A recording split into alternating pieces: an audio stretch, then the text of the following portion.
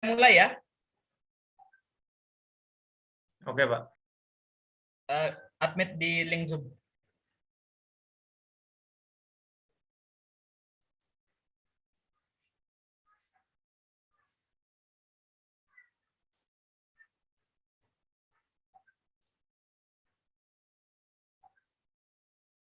Baik Bapak Ibu semua, izin saya mulai.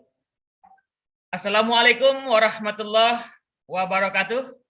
Selamat sore Bapak Ibu semua dan salam sejahtera untuk kita semua.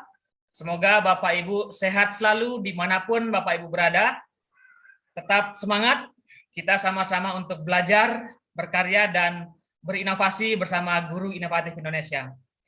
Alhamdulillahirrabbilalamin, puji syukur pada sore hari ini kita bisa kembali untuk belajar bersama dan kita akan sharing bersama melalui Guru Inovatif Indonesia yang pada kali ini kita akan banyak sharing ataupun kita akan berdiskusi terkait dengan kurikulum Merdeka Belajar. Tentu kalimat kurikulum Merdeka Belajar ini sudah tidak asing lagi tentunya bagi Bapak Ibu semua, khususnya bagi para pendidik ataupun para sivitas akademika di luar sana.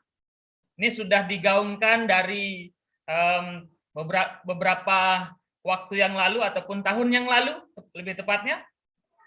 Ini sudah mulai berjalan. Sudah ada Bapak Ibu pernah mendengar istilah fasilitator sekolah penggerak, ada istilahnya guru penggerak juga, kemudian ada istilahnya profil pelajar Pancasila. Mungkin bagi Bapak Ibu sudah sangat familiar sekali dan sudah sering Bapak Ibu dengar. Nah, itu semua adalah bagian dari kebijakan baru dari Kementerian Pendidikan dan Kebudayaan dan Ristek yang pada beberapa waktu yang lalu Kemendikbud dan Kemenristek sudah menjadi satu, yang salah satu produknya adalah kurikulum Merdeka Belajar ini. Mungkin ada beberapa Bapak Ibu yang sedikit pesimis ataupun tanda kutip ganti menteri ataupun ganti pejabat itu ganti kurikulum. Mungkin istilah tersebut pun sangat sering kita dengar gitu pun, ataupun pendapat itu sangat sering keluar dari kita sebagai insan pendidikan. Tapi percayalah Bapak Ibu, semua kebijakan yang keluar ataupun semua aturan yang keluar itu berdasarkan atas riset, atas pembelajaran tertentu di lapangan, baik secara teoritis maupun secara praktisnya di lapangan seperti apa. Sehingga muncullah satu kebijakan atau satu produk pendidikan yang tujuannya tentu dengan tujuan yang sangat baik. Nah, mengingat memang sekarang bagaimana pendidikan kita terpusat ataupun terfokus pada siswa. Kalau dulu mungkin guru-guru ada anggapan kalau guru-guru ataupun pendidik lebih sibuk di administratif ataupun di RPP. Nah, pada salah satu produknya ataupun salah satu item kebijakannya adalah tidak ada RPP sekarang istilahnya, ataupun diganti beberapa hal yang disederhanakan. Kalau mungkin dulu ada RPP, sekarang sudah tidak menggunakan RPP ataupun diganti menjadi modul istilahnya. Kemudian dari capaian-capaiannya juga lebih disederhanakan dan berfokus pada siswa. Nah, itu semua memang adalah bentuk ataupun turunan dari kurikulum Merdeka Belajar ini. Dan semoga kita sebagai insan pendidikan, apakah Bapak Ibu seorang guru, dosen, ataupun kepala sekolah, pengawas, dan lain sebagainya, tentunya bisa kita bersinergi. Bersinergi antara komponen-komponen tersebut untuk mendapatkan ataupun meningkatkan kualitas pendidikan. Pada sore hari ini sudah hadir di tengah-tengah kita dari Kementerian ataupun dari Pusat Pengembangan Kurikulum di Kemendikbudristek yang pada hari ini diwakilkan oleh Ibu Dwi Ibu Dwi yang menjadi perwakilan dari Kemendikbudristek khususnya pada bagian kurikulum. Nah, nanti Bapak Ibu akan banyak ataupun bisa kita coba tanya lebih dalam lagi. Apa sih maksud kebijakan ataupun arah besar dari kurikulum Merdeka ini? Nah, tentu beliau yang dari kementerian atau pusat lah yang menjadi aktor yang ada pada perubahan-perubahan ini ataupun pada pengampu kebijakan seperti itu. Yang nanti Bapak Ibu kita akan simak dari arahan beliau ataupun dari sharing beliau terkait dengan arah ataupun kebijakan besarnya seperti apa. Lalu hadir juga pada workshop nasional kurikulum Merdeka Belajar pada sore hari ini juga ada Bapak Haryadi Ahmad, MPD, beliau adalah fasilitator sekolah penggerak. Nah, fasilitator ini juga adalah salah satu penggerak ataupun salah satu bagian yang turut untuk mensukseskan kegiatan yang ada di lapangan, apakah mendampingi kepala sekolah, mendampingi guru ataupun para pengawas di lapangan. Nah, jadi fasilitator itu adalah yang memiliki jaringan yang luas di lapangan ataupun yang mengetahui seperti apa keadaan di lapangan, khususnya mungkin bagi Bapak Ibu yang mungkin sekolahnya sudah pernah ataupun sudah menerapkan kurikulum ini. Tadi sedikit saya sudah bertanya kepada beliau, oh, sekolah-sekolah penggerak angkatan awal sudah mulai menerapkan kurikulum Merdeka ini. Wah, ini adalah sesuatu hal yang baru tentunya, sesuatu hal yang memang sebuah perubahan yang dalam hakikinya adalah perubahan sebuah keniscayaan. Ketika kita tidak ingin ataupun tidak berubah, ataupun kita masih stagnan pada posisi kita yang sekarang, nyaman pada posisi kita yang sekarang, maka menurut mohon maaf jika memang ini keliru, ada hadis yang mengatakan bahwa jika hari ini lebih buruk ataupun lebih jelek dari hari kemarin, maka kita adalah orang yang celaka. Jika hari ini lebih ataupun sama gitu kan, sama dari hari kemarin, maka kita adalah orang yang merugi. Tapi jika hari ini lebih baik dari hari kemarin, maka kita adalah termasuk orang-orang yang beruntung. Tentunya perubahan-perubahan ini harapannya tentunya membawa ke arah yang lebih baik, ke arah yang lebih meningkatkan kualitas pendidikan. Untuk informasi Ibu ataupun Bapak Ibu yang mewakilkan dari kementerian, bahwa peserta kita di workshop nasional kurikulum Merdeka Belajar ini sangat fantastis Bapak Ibu. Pesertanya ada dari seluruh Indonesia. Ada dari 34 provinsi yang berjumlah kurang lebih 250.000. Ada 250.000 para insan pendidikan, apakah guru, dosen, dan lain sebagainya, yang memang butuh gitu ya, butuh kejelasan, butuh arahan, dan butuh kita sama-sama untuk sharing dan belajar. Kenapa mungkin kali ini sangat banyak sekali pesertanya? Karena memang ini adalah sesuatu hal yang baru, sesuatu hal yang sering didengarkan tapi belum tahu secara mendalam seperti itu. Nah, insya Allah kami akan menghadirkan narasumber-narasumber yang berkompeten dan yang memiliki kewenangan di sana. Ada dari Ibu Dwi sendiri, Bu Dwi Sulistiawati dari kementerian, kemudian ada dari beberapa fasilitator sekolah penggerak yang kami sudah hadirkan agar bisa sama-sama kita sharing pada workshop nasional kurikulum Merdeka Belajar bersama Guru Inovatif Indonesia. Untuk diketahui, salam kenal dari saya Bapak Ibu, saya adalah Muhammad Suhardi. Sehari-hari adalah dosen juga di Universitas Pendidikan Mandalika yang hari ini akan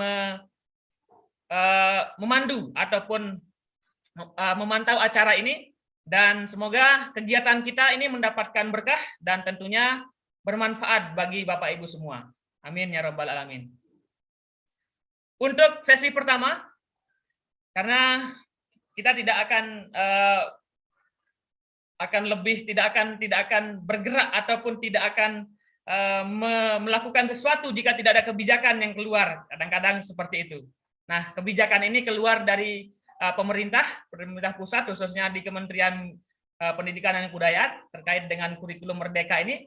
Maka untuk memulai pada sore hari ini, kita akan langsung menerima arahan ataupun mendengarkan bagaimana kebijakan ataupun arah dari kebijakan kurikulum Merdeka Belajar ini. Dan semoga kata-kata merdeka ini ada sesuatu hal yang konotasinya bagus nih. Maka insya Allah kedepannya akan menghasilkan hal yang lebih bagus. Kepada Ibu Dwi, saya persilahkan. Baik, terima kasih banyak Pak Suhadi. Assalamualaikum warahmatullahi wabarakatuh. Selamat sore Bapak Ibu semua di seluruh Indonesia. Terima kasih sudah bergabung pada workshop nasional Kurikulum Merdeka pada sore hari ini. Semoga pada kesempatan ini kita bisa sharing pengalaman, sharing pengetahuan agar bisa menambah informasi juga bagi kita semua untuk lebih memahami bagaimana implementasi kurikulum merdeka itu. Mungkin sebelum masuk ke sesi apa itu kebijakan kurikulum merdeka, mungkin terkait materinya saya belum bisa share screen karena saya bergabung melalui Zoom meeting, tapi saya sampaikan secara langsung saja ya Bapak Ibu terkait kebijakan kurikulum ini. Jadi pada kurikulum merdeka ini kita berdasarkan pada beberapa kebijakan yang sudah disesuaikan, sudah ditetapkan pada tahun 2022 ini. Yang pertama adalah Permendikbudristek nomor 5 tahun 2022 terkait standar kompetensi lulusan pada pendidikan anak usia dini, jenjang pendidikan dasar dan menengah, di mana standar kompetensi lulusan ini merupakan kriteria minimal. Jadi apa saja hal-hal minimal tentang kesatuan sikap, keterampilan, dan pengetahuan yang menunjukkan capaian kemampuan dari setiap peserta didik yang diperoleh dari setiap hasil pembelajarannya pada akhir jenjang pendidikan. Jadi standar kompetensi lulusan ini menjadi acuan untuk kurikulum 2013, kurikulum darurat, dan kurikulum merdeka. Jadi pada Permendikbud nomor 5 tahun 2022 ini yang menjadi acuan bagi kurikulum yang saat ini menjadi opsi pilihan bagi Bapak Ibu semuanya. Dan pada kebijakan yang kedua adalah kebijakan terkait standar isi ya Bapak Ibu. Jadi pada standar isi ini ada pada Permendikbud nomor 7 tahun 2022. Standar isi ini dikembangkan melalui perumusan ruang lingkup materi apa saja yang sesuai dengan kompetensi lulusan. Jadi ruang lingkup ini merupakan bahan kajian dalam muatan pembelajaran dan dirumuskan berdasarkan muatan wajib apa saja yang sesuai dengan peraturan perundangan yang berlaku serta konsep keilmuan, jalur, jenjang, dan jenis pendidikannya. Standar isi ini juga menjadi acuan untuk kurikulum merdeka, kurikulum 13, dan kurikulum darurat. Kemudian peraturan yang ketiga adalah Permendikbudristek nomor 16 tentang standar proses dan Permendikbudristek nomor 21 tentang standar penilaian. Keempat standar ini yang menjadi rujukan Bapak Ibu baik yang menerapkan kurikulum 13, kurikulum darurat maupun kurikulum merdeka. Dan yang kemarin sudah kita keluarkan pada bulan April itu terkait Kemendikbudristek nomor 56 tahun 2022 tentang pedoman penerapan kurikulum dalam rangka pemulihan pembelajaran. Di sini mungkin Bapak Ibu semua sudah memiliki ya dokumen tersebut. Di sini memuat 3 hal yaitu terkait 3 opsi kurikulum yang tadi sudah saya sebutkan. Jadi satuan pendidikan pada tahun 2023 sampai tahun 2024 memiliki 3 opsi kurikulum, yaitu bisa menerapkan kurikulum 13 atau bisa pula menerapkan kurikulum darurat, dan opsi terakhir adalah menerapkan kurikulum merdeka. Dan yang mendasari kebijakan-kebijakan yang menunjang pemulihan pembelajaran adalah Keputusan Kepala BSKP nomor 33 yang merupakan perubahan atas Keputusan BSKP nomor 8 tentang capaian pembelajaran pada pendidikan anak usia dini, jenjang dasar dan jenjang menengah pada kurikulum merdeka. Jadi yang sebelumnya di Keputusan Kepala BSKP nomor 008 sekarang termuat dalam Keputusan BSKP nomor 033 tentang capaian pembelajaran. Ini mulai dari jenjang PAUD, SD, SMP, SMK, pendidikan kesetaraan dan pendidikan khusus, semuanya sudah ada pada Keputusan BSKP nomor 33. Di situ tidak ada perubahan deskripsi dari keputusan yang 008, hanya ada tambahan capaian pembelajaran untuk jenjang SMK dan pendidikan kesetaraan serta pendidikan khusus. Jadi untuk yang PAUD sampai SD, SMP, SMA itu tidak ada perubahan isi dari capaian pembelajaran. Kemudian satu kebijakan terakhir yang terkait pemulihan pembelajaran adalah Keputusan Kepala BSKP nomor 09. Pada keputusan ini tentang dimensi, elemen, dan subelemen dari profil pelajar Pancasila. Pada keputusan ini termuat jabaran alur perkembangan kompetensi untuk tiap-tiap fase. Inilah yang menjadi rujukan Bapak Ibu dalam pelaksanaan proyek penguatan profil pelajar Pancasila. Dan dalam pemulihan pembelajaran seperti yang saya sampaikan tadi, saat ini satuan pendidikan diberikan kebebasan untuk menentukan kurikulum yang akan dipilih. Pilihan satu adalah menerapkan kurikulum 2013 secara penuh. Kemudian pilihan kedua adalah menerapkan kurikulum darurat, yaitu kurikulum 2013 yang disederhanakan. Kemudian pada pilihan ketiga yaitu menerapkan kurikulum merdeka. Itu tadi ketiga opsi pilihan kurikulum yang bisa dipilih oleh satuan pendidikan. Dan satuan pendidikan dapat mengimplementasikan kurikulum merdeka secara bertahap. Jadi proses implementasi kurikulum merdeka ini dilakukan bertahap sesuai dengan kesiapan masing-masing satuan pendidikan. Jadi pada tahun 2021 ini kita sudah ada beberapa sekolah yang sudah tergabung dalam sekolah penggerak dan SMK Pusat Keunggulan. Ini sebagai dasar kita implementasi pertama itu dilakukan di 2.500 sekolah penggerak tersebut. Dan kurikulum ini diterapkan mulai dari TK, SD, SMP, dan SMA untuk di SD-nya kelas 1 dan kelas 4, SMP-nya di kelas 7, dan SMA serta SMK-nya di kelas 10. Dan mulai tahun ajaran 2022 dan 2023, satuan pendidikan dapat memilih untuk mengimplementasikan kurikulum merdeka berdasarkan kesiapan masing-masing satuan pendidikan. Jadi, pemerintah sudah menyiapkan angket untuk membantu satuan pendidikan menilai tahap kesiapan satuan pendidikan tersebut untuk menggunakan kurikulum merdeka. Jadi, memang sebelum satuan pendidikan itu memilih, kita sudah menyiapkan angket, apakah memang satuan pendidikan tersebut sudah siap untuk menggunakan kurikulum merdeka.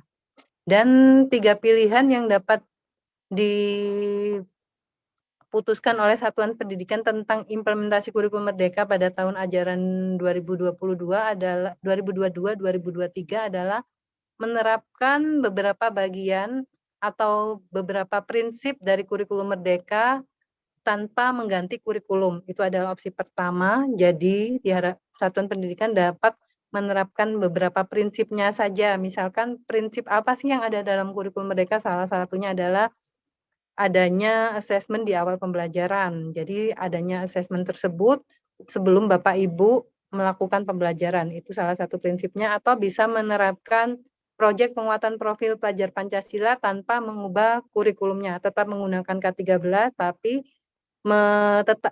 tapi juga menerapkan proyek penguatan profil pelajar Pancasila. Itu opsi pertama. Kemudian menerapkan kurikulum Merdeka menggunakan perangkat ajar yang sudah disediakan. Jadi pemerintah sudah menyiapkan beberapa contoh perangkat ajar mulai dari alur tujuan pembelajaran sampai modul ajar dan beberapa RPP untuk menjadi rujukan Bapak Ibu dalam mengimplementasikan kurikulum Merdeka. Dan opsi yang ketiga yaitu menerapkan kurikulum Merdeka dengan mengembangkan sendiri perangkat ajarnya. Jadi jika satuan pendidikan tersebut sudah siap, maka dapat mengembangkan sendiri perangkat ajarnya mulai dari alur tujuan pembelajaran sampai ke rencana pembelajarannya. Rencana pembelajaran itu dapat berupa RPP ataupun modul ajar.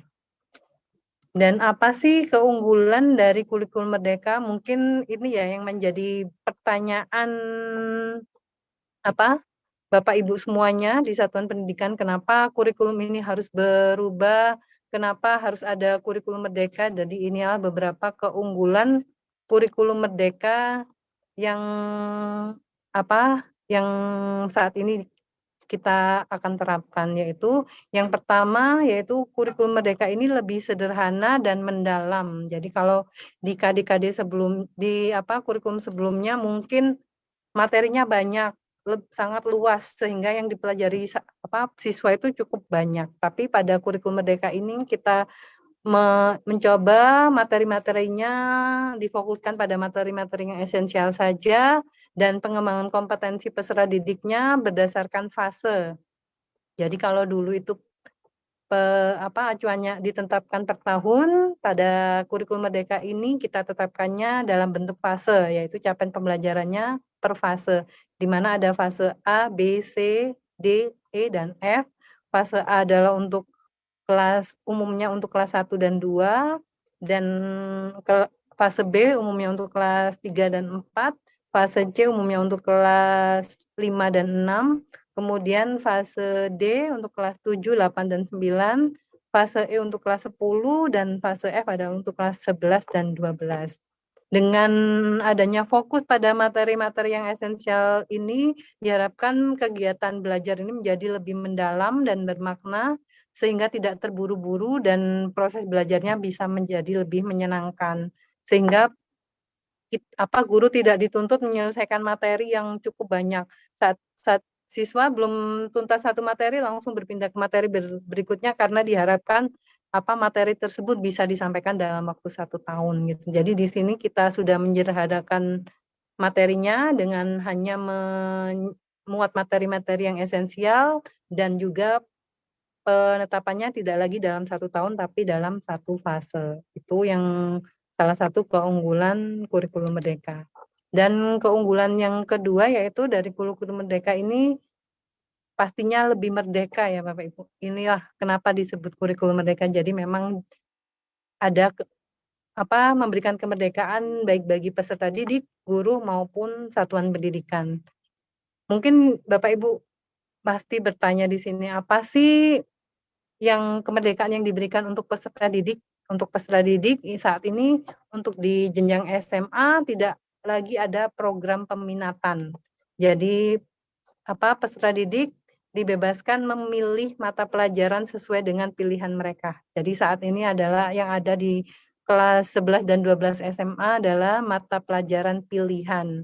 Jadi peserta didik bebas memilih mata pelajaran sesuai dengan minat, bakat, serta aspirasinya.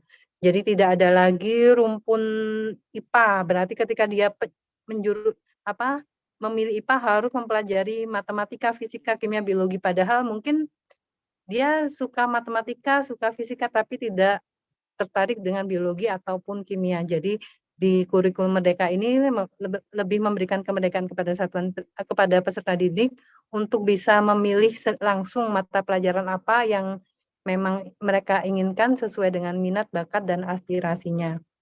Dan di kelas 10 ini juga kita sediakan keputusan sedang kita godok keputusan menteri terkait misalkan peserta didik ini ingin memilih setelah lulus dari SMA ingin memilih jurusan kedokteran, maka mata pelajaran apa yang harus dikuasai itu agar sinergi ketika mereka lulus SMA dan lanjut ke perguruan tinggi, mereka memiliki kompetensi-kompetensi yang dibutuhkan.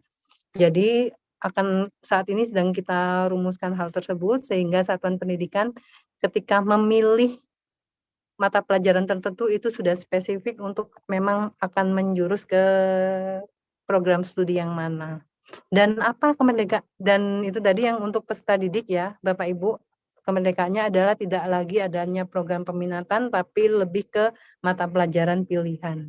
Dan kemerdekaan untuk guru ini adalah guru mengajar sesuai dengan tahapan capaian dan perkembangan peserta didik dan karena memang student oriented ya, jadi guru mengajarnya ini diharapkan sesuai dengan capaian dan tahapan perkembangan peserta didik. Maka itu perlu dilakukan asesmen di awal pembelajaran. Asesmen di awal pembelajaran ini cukup mengetahui kompetensi awal apa yang sudah dimiliki peserta didik.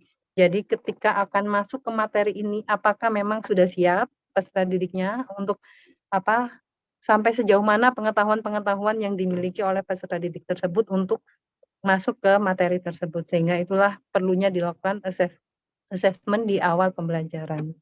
Dan merdeka untuk satuan pendidikan. Apa sih kemerdekaan yang diberikan untuk satuan pendidikan? Satuan pendidikan memiliki wewenang untuk mengembangkan dan mengolah kurikulum serta pembelajarannya sesuai dengan karakteristik satuan pendidikan dan peserta didik. Jadi ini benar-benar diberikan kebebasan.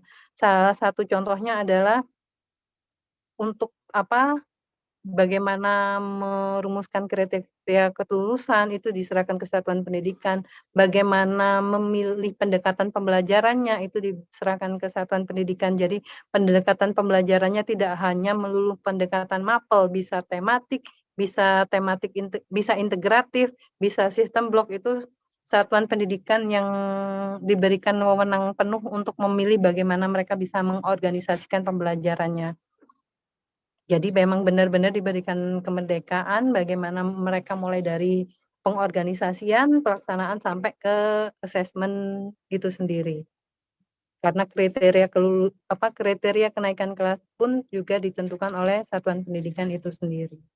Dan keunggulan kurikulum merdeka yang ketiga adalah lebih relevan dan interaktif, Bapak Ibu. Jadi diharapkan memang pada kurikulum merdeka ini pembelajarannya lebih ditekankan pada proyek. Kenapa mesti proyek? Karena dengan adanya proyek ini memberikan kesempatan yang lebih luas kepada peserta didik untuk secara aktif mengeksplorasi isu-isu aktual yang terjadi di lingkungan sekitar.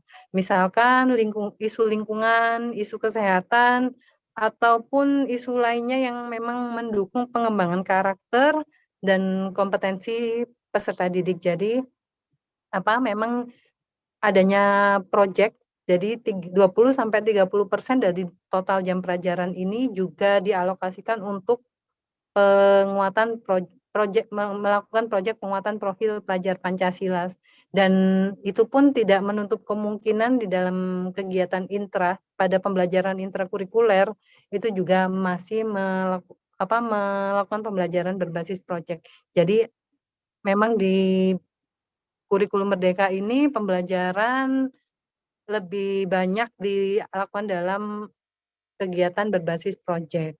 Sehingga dengan adanya pembelajaran berbasis proyek ini memberikan kesempatan yang lebih luas kepada peserta didik ya, untuk lebih menggali masalah-masalah yang ada di lingkungan sekitar sehingga itu juga menjadi pembelajaran yang lebih bermakna bagi mereka.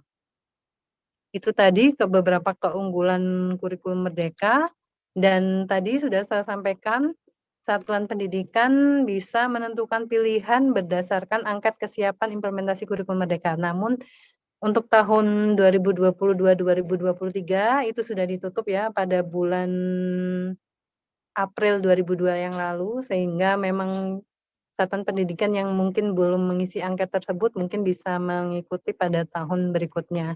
Jadi untuk yang tahun 2022-2023 itu sudah ditutup, namun bisa mendaftar pada periode berikutnya.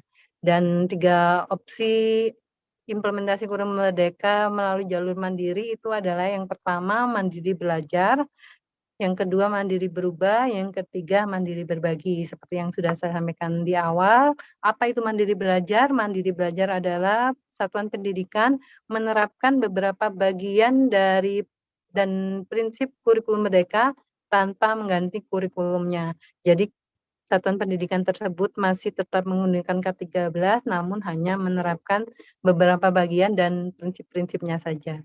Dan pada pilihan yang kedua yaitu mandiri berubah, satuan pendidikan menerapkan kurikulum merdeka dengan menggunakan perangkat ajar yang sudah disediakan pada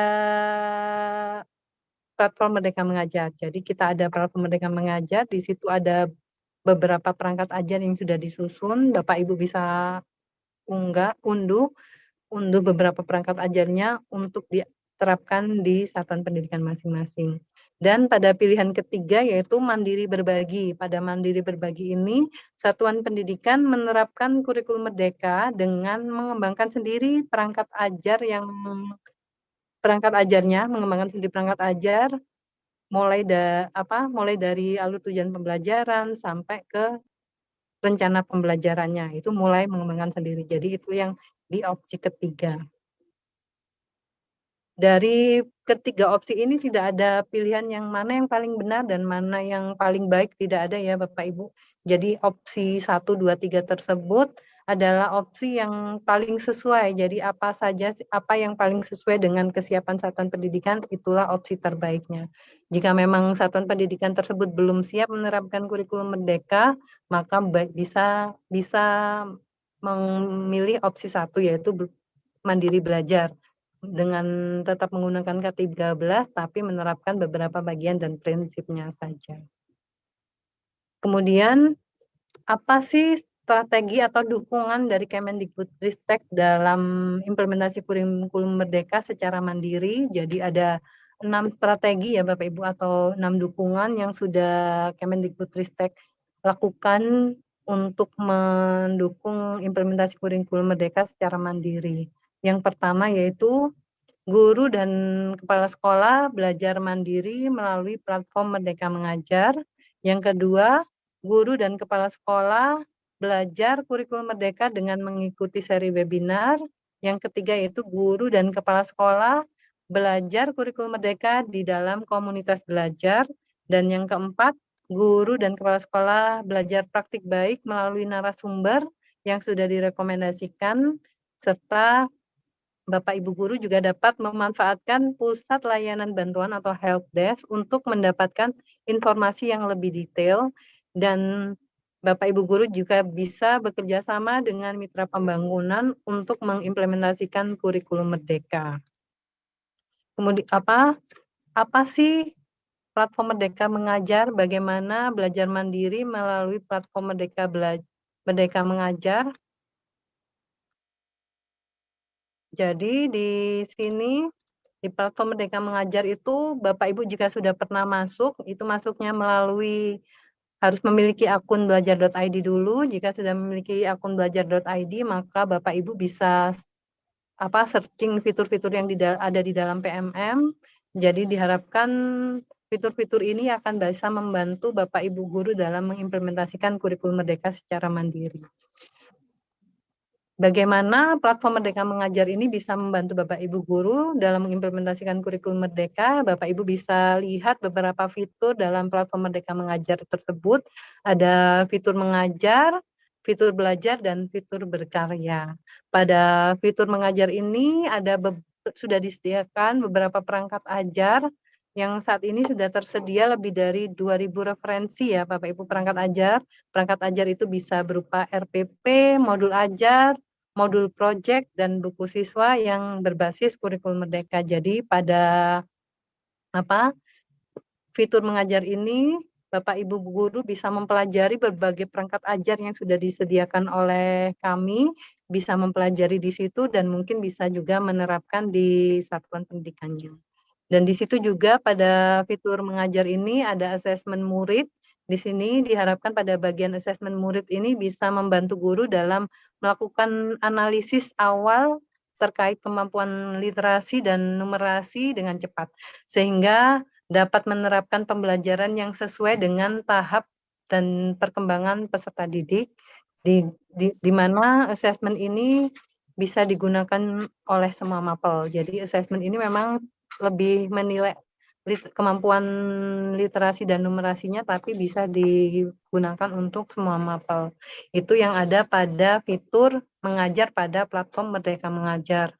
Sedangkan pada fitur belajar ini ada pelatihan mandiri. Jadi Bapak Ibu guru akan memperoleh materi-materi pelatihan yang bisa Bapak Ibu lihat pada fitur belajar.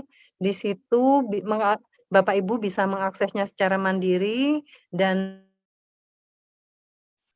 mempelajari materi-materi pelatihan tersebut secara mandiri, kemudian bisa sharing informasi atau mendiskusikan materi-materi tersebut pada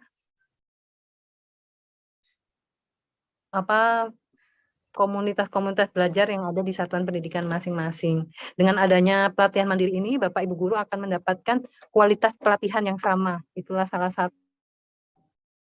kenapa adanya platform Merdeka Mengajar ini diperlukan. Dan pada fitur belajar ini ada video inspirasi Bapak Ibu. Pada video inspirasi ini guru akan mendapatkan beragam video inspirasi untuk mengembangkan diri dengan akses yang tidak terbatas, sehingga beberapa video ini bisa adalah pelengkap untuk fitur untuk pelatihan mandiri tersebut. Ini bisa menjadi inspirasi dari Bapak Ibu guru untuk mengembangkan diri dalam mengimplementasikan kurikulum Merdeka. Dan pada fitur yang terakhir yaitu fitur berkarya, ini adalah berupa bukti karya. Di bukti karya ini Bapak Ibu membangun portofolio hasil karyanya sehingga dapat saling berbagi inspirasi dan berkolaborasi. Jadi di sini Bapak Ibu sudah memiliki perangkat ajar atau video-video pembelajaran bisa diunggah pada fitur berkarya di sini nanti, sehingga dari apa yang Bapak Ibu unggah bisa juga dilihat atau dipelajari oleh Bapak Ibu guru yang lain. Jadi guru bisa berkolaborasi untuk menginspirasi Bapak Ibu yang lain pada fitur berkarya ini. Dan mungkin Bapak Ibu bertanya-tanya, kenapa sih harus ada platform Merdeka Mengajar? Mengapa harus ada platform Merdeka Mengajar? Pasti pertanyaan yang akan muncul di benak Bapak Ibu. Jadi di sini dengan adanya platform Merdeka Mengajar, Bapak Ibu akan mendapatkan kesempatan yang sama dalam mengakses materi pelatihan yang sama dengan kualitas yang sama. Jadi sehingga satu Indonesia akan mendapatkan materi pelatihan yang sama. Jadi kalau dari berbagai sumber mungkin akan materi pelatihannya berbeda dan kualitasnya pun berbeda, tapi dengan adanya platform ini akan memberikan Bapak Ibu kesempatan dalam mengakses materi-materi pelatihan yang sama dengan kualitas yang sama pula.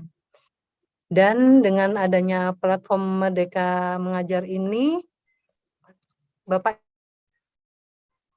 guru di seluruh Indonesia dapat belajar sesuai dengan kebutuhan dan kecepatan masing-masing. Jadi jika guru yang mungkin sudah pernah menelusuri platform ini, mungkin kecepatan belajarnya bisa lebih meningkat dan kecepatan belajarnya bisa masing-masing bisa disesuaikan dengan kemampuan Bapak Ibu guru di satuan pendidikan tersebut.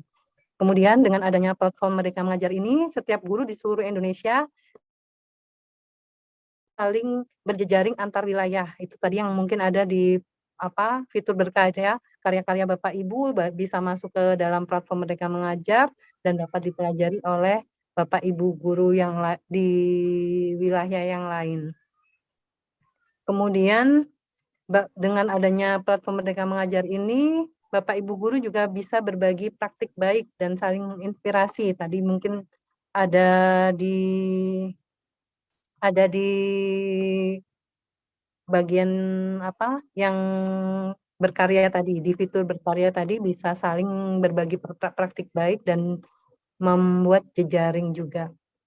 Mungkin itu ya salah satu, beberapa hal yang harus kita ketahui kenapa perlunya adanya platform Merdeka Mengajar. Dan bagaimana cara menggunakan platform Merdeka Mengajar, Bapak Ibu bisa mengunduh aplikasi Merdeka Mengajar melalui Gawai atau Android di Google Play Store dan bisa juga langsung mengakses melalui laman situs guru.kemdikbud.go.id. Di sana sudah akan ada arahan untuk bagaimana mengakses platform Merdeka Mengajar. Namun untuk dapat masuk ke dalam beberapa produk platform Merdeka Mengajar, Bapak Ibu akun belajar.id atau untuk madrasah bisa menggunakan madrasah.kemenak.go.id. Itu beberapa akun-akun yang bisa masuk ke dalam platform Merdeka Mengajar. Dan di situ Bapak Ibu, mohon maaf saya baca. Baik Ibu, Bu Dwi, mungkin Baik. kita Iya. diskusi ya Bu ya. Iya, silakan. Boleh kita diskusi? Baik. Iya, boleh. Baik.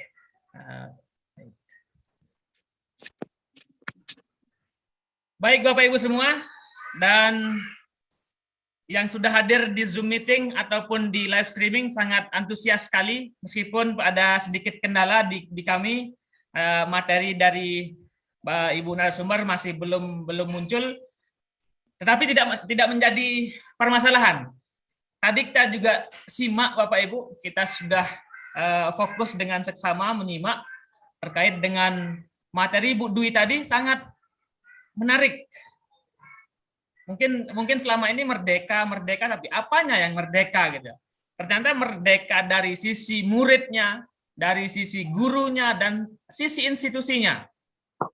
Saya jadi teringat waktu saya masih SMP, SMA, kenapa saya harus pelajari fisika, kimia, padahal saya nggak suka sama sekali itu pelajaran. Saya sukanya pelajaran musik gitu kan. Saya suka pelajarannya olahraga, tapi kenapa saya harus pelajari ini barang gitu kan. Nah, itulah yang mungkin salah satunya merdeka untuk murid gitu di jenjang SMA.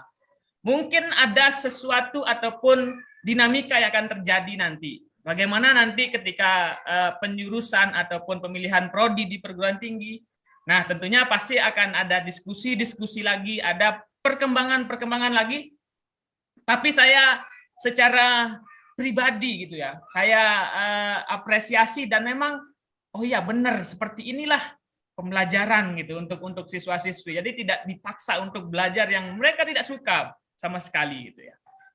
Baik, kemudian dari sisi guru, jadi guru tidak perlu banyak lagi repot-repot terkait dengan administratif mungkin ya Bu Dwi, ataupun tidak banyak lagi yang harusnya tugasnya untuk mendidik dan mengayomi siswa gitu ya, akan lebih banyak mengerjakan administratif yang ada di laptop, yang ada di buku, sedikit-dikit tulis gitu kan. Itu yang akan merdeka untuk Bapak Ibu guru. Nah, insya Allah apa yang menjadi awal dasar dari kurikulum Merdeka Belajar ini menjadi awal untuk perubahan pendidikan yang lebih maju tentunya. Dan Bapak Ibu, sekali lagi, yang kita diskusikan pada sore hari ini, mungkin ini hanyalah fasilitator juga. Bapak Ibu lah yang harus lebih aktif juga untuk mencari informasi di situs Kemendikbud untuk guru.dikbud.id itu juga sudah ada. Kemudian petunjuk-petunjuknya, kemudian website yang Bapak Ibu bisa unduh ataupun Bapak Ibu bisa ikuti petunjuk-petunjuknya sudah lengkap di situs kemendikbud.ristek. Seperti itu Bu Dwi, dan mungkin ada yang ingin bertanya secara langsung kepada Ibu Dwi, kita sekitar 10 menit sebelum kita ke materi kedua. Saya persilahkan kepada Ibu Risma. Ibu Risma Mutaufika yang sudah kami pilih untuk bertanya secara langsung kepada Ibu narasumber. Silakan Bu Risma, bisa di-unmute di Zoom meeting-nya. Ya. Ya, Assalamualaikum warahmatullahi wabarakatuh. Waalaikumsalam warahmatullahi wabarakatuh. Selamat sore, Bapak Muhammad Sadis dan Ibu Dwi. Terima kasih atas kesempatannya. Mungkin di sini tadi pemaparan dari Bu Dwi itu sangat cukup jelas ya. Cuma saya sebagai seorang guru memang untuk kurikulum Merdeka Belajar ini sangat antusias sekali karena kita diberi kebebasan ya. Tidak hanya murid juga siswanya. Untuk pertanyaan saya mungkin itu lebih ke tadi ya keunggulan kurikulum Merdeka. Yang pertama itu kan lebih sederhana dan mendalam. Nanti itu akan dikelompokkan menjadi fase A, B, C, D, E, dan F. Itu asesmennya seperti apa ya? Nanti bisa masuk kelompok A, B, C, D, E, dan F-nya itu. Jika nanti misalnya, contoh saya mengajar di kelas 10. Kalau misalnya setelah hasil asesmennya ternyata anak ada di fase di bawah, misalnya contoh fase D, itu bolehkah atau bagaimana ya Pak? Saya kurang mengerti. Terima kasih, mungkin itu pertanyaan dari saya. Baik, terima kasih Bu Risma Mutaufika. Silakan Ibu Dwi terkait dengan asesmen. Nah ini, asesmen sekali lagi akan menjadi dasarnya dulu. Akan masuk fase mana untuk menentukannya. Silakan Bu Dwi Setiawati. Ya, baik. Terima kasih banyak atas pertanyaannya. Saya coba menjawab. Mungkin tidak langsung mulai kelas 10 ya. Misalkan kita bergerak dulu dari fase yang pertama, fase A. Ketika fase A, ternyata dalam fase A kita pasti sudah melakukan assessment di awal pembelajaran. Kompetensi awal apa saja yang dipahami peserta didik, apakah sudah siap untuk masuk ke materi yang akan kita ajarkan. Itu fungsi assessment di awal pembelajaran. Dan ketika di akhir fase ternyata misalkan peserta didik tersebut tidak mencapai di akhir kan pencapaiannya per fase ya. Misalkan fase A itu untuk kelas 1 dan 2. Ternyata di akhir kelas 2 untuk kompetensi matematikanya, capaian pembelajaran matematikanya itu tidak semuanya selesai. Ternyata di fase A ini dia tertinggal, hanya beberapa misalkan sebelum kita merumuskan ke assessment, pastikan dari capaian pembelajaran tersebut diturunkan dulu ke tujuan pembelajaran. Tujuan pembelajaran diturunkan ke alur tujuan pembelajaran. Dari satu capaian pembelajaran ini, misalkan untuk fase A ini ada 10 tujuan pembelajaran. Ternyata setelah fase A selesai, setelah dia selesai 2 tahun di kelas 2 SD, ternyata hanya 7 tujuan pembelajaran yang tercapai, 3-nya ini tidak. Itu bagaimana? Maka cukup misalkan di raportnya memang dituliskan dia tidak mana yang perlu pemahaman lebih, mana yang perlu dikuatkan, tujuan pembelajaran mana yang belum tercapai, dan itu tugas guru berikutnya untuk menguatkan materi-materi tersebut. Jadi ketika misalkan di kelas 2, di kelas 3-nya ternyata 3 tujuan pembelajaran ini belum selesai, itu menjadi PR guru berikutnya. Bagaimana dia bisa memberikan pendekatan-pendekatan tertentu untuk bisa memberi agar kompetensi yang dimiliki anaknya bisa mulai dari nol yang di fase B-nya. Jadi bisa melakukan peer tutor sebaya, memberikan tambahan pembelajaran lebih. Itu beberapa pendekatan-pendekatan yang mungkin bisa dilakukan oleh Bapak Ibu guru sebelum dia masuk ke jenjang berikutnya, sehingga memang diharapkan sih bisa terkejar. Jadi harus ada beberapa treatment yang dilakukan Bapak Ibu guru agar siswa tersebut tidak tertinggal maksudnya, tidak tertinggal.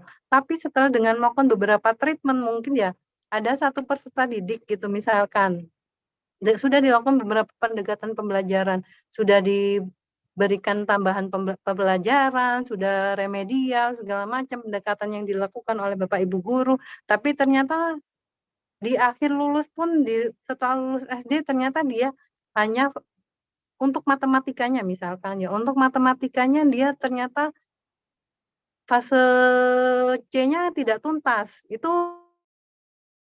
ya cukup dideskripsikan, kita tidak bisa memaksakan peserta didik tersebut untuk menuntaskan ke fase C tersebut sampai tuntas, karena memang sudah dilakukan beberapa pendekatan, sudah dilakukan berbagai metode pembelajaran, tapi tetap juga tidak bisa. Itu memang berarti tinggal mendeskripsikan saja, memang pada capaian pembelajaran ini siswa tersebut matematikanya hanya mampu sampai di tujuan pembelajaran ini.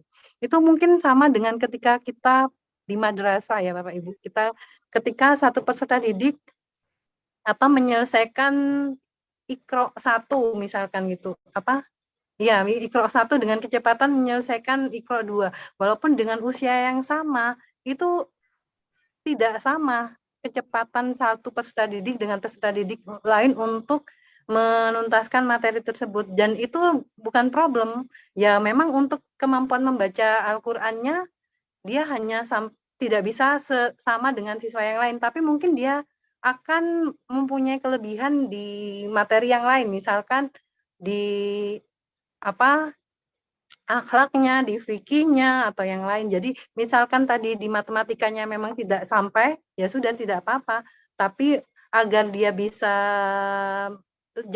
lanjut ke jenjang SMP-nya, berarti yang perlu kita kuatkan adalah kompetensi yang materi-materi yang esensial. Apakah yang esensial itu sudah peserta didik itu miliki untuk masuk ke materi yang akan diajarkan, itulah yang pentingnya. Tapi ketika memang tidak tercapai tujuan pembelajaran tersebut sampai tuntas di fase akhir di jenjang tersebut, itu tidak masalah, karena kemungkinan memang pada mata pelajaran tersebut peserta didik itu lemah, tapi dia menonjol di materi pembelajaran yang lain. Jadi tidak bisa dipaksakan untuk satu peserta didik untuk menyelesaikan satu fase itu harus tuntas itu. Yang penting untuk meloncat ke jenjang berikutnya, kompetensi esensialnya itu mereka miliki. Mungkin demikian, Pak.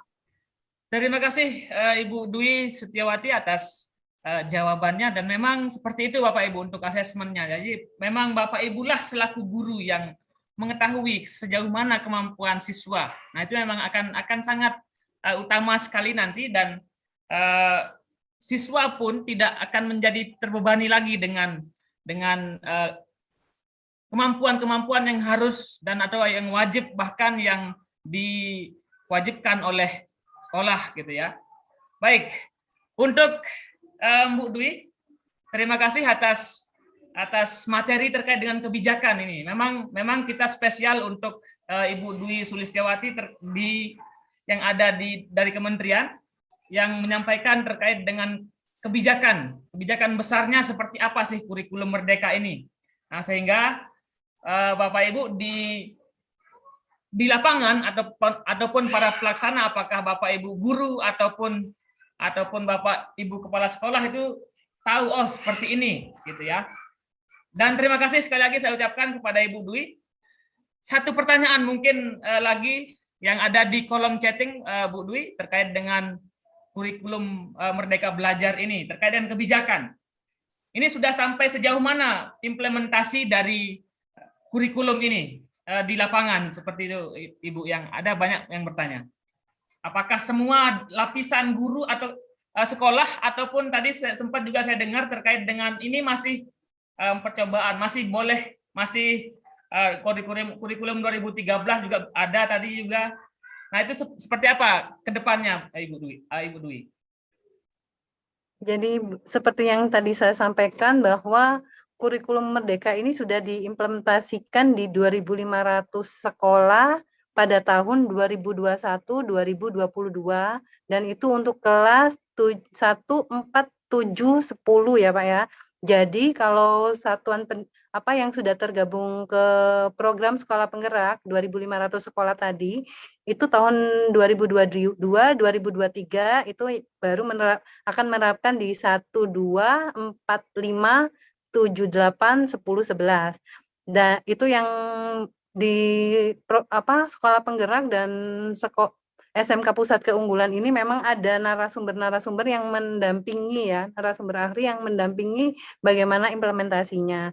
Namun pada tahun 2022, 2023 ini kita mulai membuka implementasi kurikulum merdeka secara mandiri. Jadi dibuka untuk umum, satuan pendidikan di seluruh Indonesia boleh mendaftar sebagai sekolah yang menerapkan mengimplementasikan kurikulum merdeka secara mandiri. Dan itu sudah untuk tahun 2022-2023 itu pendaftarannya sudah kita tutup. Tapi pada implementasi kurikulum merdeka secara mandiri akan berbeda treatmentnya seperti program sekolah penggerak. Untuk satuan pendidikan yang menerapkan implementasi kurikulum merdeka secara mandiri, itu tidak ada pendampingan langsung dari pusat. Tidak ada narasumber yang mendampingi dari pusat, tapi kita ada mitra pembangunan yang bisa mendampingi, juga ada komunitas belajar, itu dan pendekatan melalui ke dinas-dinas pendidikan terkait yang diharapkan bisa mendampingi implementasi kurikulum merdekanya. Dan kedepannya seperti apa kita belum bisa memastikan. Jadi di tahun 2024 kita akan melakukan evaluasi terhadap sekolah-sekolah yang sudah mengimplementasikan kurikulum merdeka ini, Pak. Jika hasilnya memang sesuai harapan kita semua, baru kita akan memutuskan kurikulum nasional yang akan dipakai itu apa. Mungkin demikian, Baik. Pak. Wah, menarik Bu Dwi, dan saya pribadi sangat apresiasi sekali, dan memang seperti itulah belajar, seperti yang ungkapan ataupun pengalaman kita ataupun Bapak Ibu yang pernah merasakan dulu, semua pelajaran kita harus pelajari gitu kan, semua harus dapat bagus, semua nggak boleh merah gitu kan, ataupun di bawah standar. Nah, inilah yang memang dasarnya saja sudah oke tujuannya, dan insya Allah pelaksanaannya juga nanti ke depannya tentu ada evaluasi, ada diskusi, akan banyak sekali nanti akan dirumuskan ataupun perbaikan-perbaikan mungkin saja, karena tidak ada yang sempurna dalam pelaksanaannya, tapi ketika kita sudah berusaha dengan sebaik mungkin, ada evaluasi yang baik, nanti akan menghasilkan juga output yang bagus juga. Untuk Ibu Dwi, saya ucapkan terima kasih untuk materi terkait dengan kebijakan dari Kementerian Pendidikan dan Kebudayaan dan Ristek yang terkait dengan kebijakan secara besarnya untuk pendidikan dan kurikulum Merdeka Belajar dalam kebijakan terbarunya. Dan saya ucapkan terima kasih sekali kepada Ibu Dwi, dan semoga apa yang kita lakukan pada sore hari ini mendapatkan berkah dan tentunya bermanfaat bagi Bapak Ibu yang menjadi peserta pada sore hari ini. Karena memang sangat antusias sekali Ibu Dwi, bahkan Zoom ini sampai penuh 1.000 dan di live streaming sekitar 100.000 yang menyaksikan, yang memang kita sangat butuh ataupun sosialisasi ataupun bagaimana pendekatan-pendekatan yang dilakukan di lapangan sangat dibutuhkan sekali, yang harapannya menjadi masukan juga untuk Kementerian Pendidikan dan Kebudayaan serta Ristek yang kedepannya akan menjadi lebih baik. Untuk materi selanjutnya Ibu Dwi, jika memang berkenan untuk masih tetap di Zoom meeting, dipersilahkan, tapi jika memang sudah ada kegiatan yang lain, kami ucapkan terima kasih, dan kita akan lanjutkan ke materi kedua. Terima kasih. Baik, terima kasih. Izin undur diri, Pak. Ya, terima kasih sekali lagi Bu Dwi Setiawati dari Pusat Kurikulum di Kemendikbudristek. Selanjutnya saya persilahkan kepada Bapak Haryadi Ahmad. Haryadi Ahmad, MPD. Beliau adalah dosen di Universitas Pendidikan Mandalika. Nah, beliau adalah salah satu dari sekian mungkin ribu dari fasilitator sekolah penggerak yang saya sendiri sahabat dengan beliau. Beliau adalah fasilitator di angkatan kedua kalau tidak salah dulu, yang mungkin sudah sangat tahu kondisi di lapangan. Dari sisi teorinya mungkin diberikan pelatihan, diberikan pengarahan dari kementerian, dari pusat, kemudian beliaulah yang salah satunya di lapangan untuk mendampingi, tentunya mendampingi kepala sekolah, guru, kemudian pengawas terkait dengan kurikulum Merdeka Belajar ini. Nah, kita ingin sharing dan belajar bersama kepada beliau terkait dengan bagaimana konsep ataupun pelaksanaan yang ada di lapangan. Kepada Pak Haryadi Ahmad, saya persilahkan. Oke, terima kasih Pak Suwardi. Ini sahabat saya. Ini sahabat ya. Pak Suwardi ini adalah sahabat saya di waktu S2, malah dari kampus yang sama. Saat ini memang kami mengajar di kampus yang sama, yaitu Universitas Pendidikan Mandalika. Boleh saya izin share screen dulu? Boleh ya? Ya, silakan, Pak. Oke. Oke, Bapak Ibu yang saya hormati, izinkan kita sama-sama belajar ya. Saya berharap kita sama-sama belajar di sini di mulai Zoom ini tentang bagaimana sih konsep dasar kurikulum Merdeka Belajar itu. Tadi disampaikan oleh Bu Dwi itu sudah banyak sebenarnya, sudah inti-intinya yang disampaikan oleh Bu Dwi. Jadi saya hanya sedikit ingin kita sama-sama belajar di sini, Bapak Ibu. Tadi memang sudah disampaikan oleh Bu Dwi banyak hal. Sebelumnya salam kenal kepada Bapak Ibu peserta seminar dari Guru Inovatif Indonesia. Tadi disampaikan oleh Pak Suwardi ya. Dan di belakang layar itu ada Pak Ilham ya, yang untuk mensukses Pak Randi tadi ya, untuk mensukseskan acara seminar ini. Bapak Ibu, memang ini adalah pesertanya yang sangat antusias sampai dengan 200.000 lebih ya Bapak Ibu. Ini memang sangat antusias Bapak Ibu tentang bagaimana kurikulum Merdeka Belajar ini. Kurikulum Merdeka ini memang sangat Bapak Ibu yang kita sama-sama belajar Bapak Ibu di sini. Izinkan saya perkenalkan diri. Saya Haryadi Ahmad yang sehari-harinya adalah dosen di Universitas Pendidikan Mandalika yang dulunya IKIP Mataram ya, pada tahun 2019 berubah nama menjadi Universitas Pendidikan Mandalika. Jadi saya di sini masih belajar Bapak Ibu, meskipun saya kemarin mulai bulan Mei ditunjuk sebagai fasilitator sekolah penggerak di angkatan kedua Bapak Ibu. Cuman tentu Bapak Ibu sudah banyak mengenal, banyak tahu tentang apa sih kurikulum Merdeka ini atau kurikulum prototipe ini. Jadi ini kurikulum ini adalah kurikulum yang merdeka, yang tentunya pada saat ini ada kebebasan yang diberikan kepada siswa, ya, kepada guru, kepada satuan pendidikan untuk melaksanakannya. Jadi tadi disampaikan banyak hal.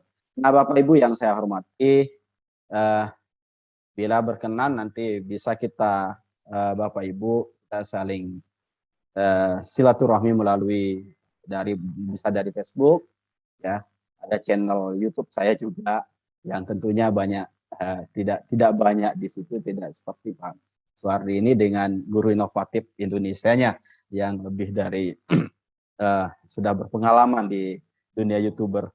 Jadi ada Twitter di sini dan ada Instagram saya. Bapak Ibu yang saya hormati,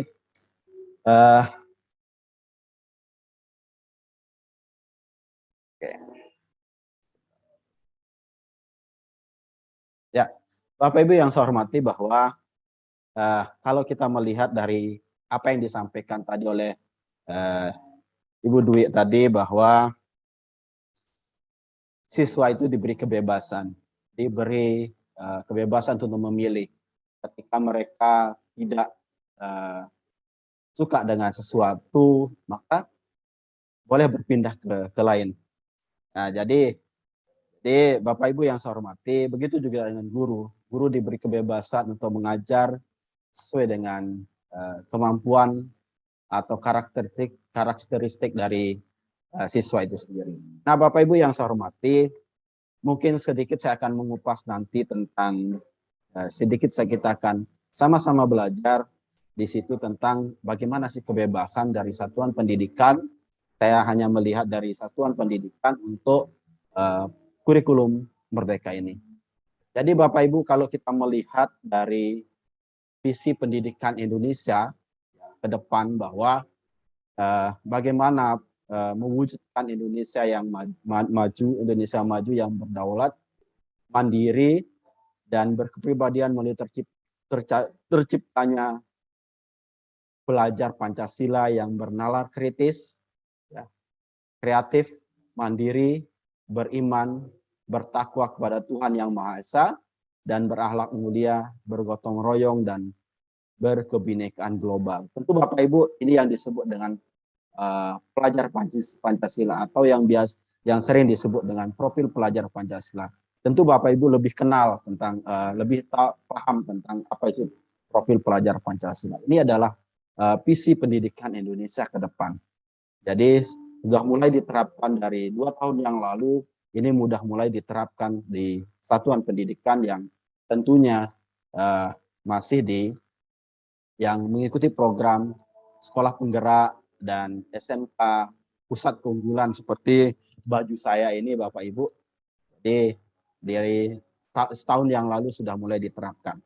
Bapak Ibu yang saya hormati, Bapak Ibu di seluruh Indonesia, di seluruh Nusantara yang sangat-sangat saya banggakan pada kesempatan hari ini kita akan coba belajar. Nah, Bapak Ibu, coba kita melihat sejenak tentang apa yang pernah disampaikan oleh pakar pendidikan di Indonesia, yaitu tokoh pendidikan kita di Indonesia, yaitu Ki Hajar Dewantara. Memberi ilmu dari kecakapan hidup anak dalam usaha mempersiapkan untuk segala kepentingan ya, hidup manusia, baik dalam masyarakat maupun hidup berbudaya dalam arti seluas-luasnya.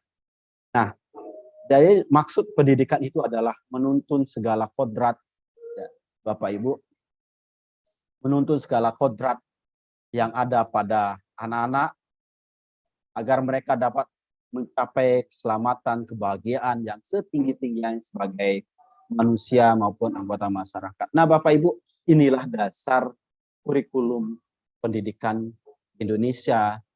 Bagaimana yang tadi disampaikan oleh Bu Dwi itu adalah memang kurikulum Merdeka Belajar ini harus disesuaikan dengan karakteristik siswa itu sendiri, yang nantinya akan dibagi dari berbagai fase, dari fase A sampai seterusnya. Bapak Ibu yang saya hormati, kalau kita melihat apa saja sih elemen penting di dalam pendidikan itu sehingga tercapainya guna pentingnya untuk menciptakan masyarakat yang maju. Yang pertama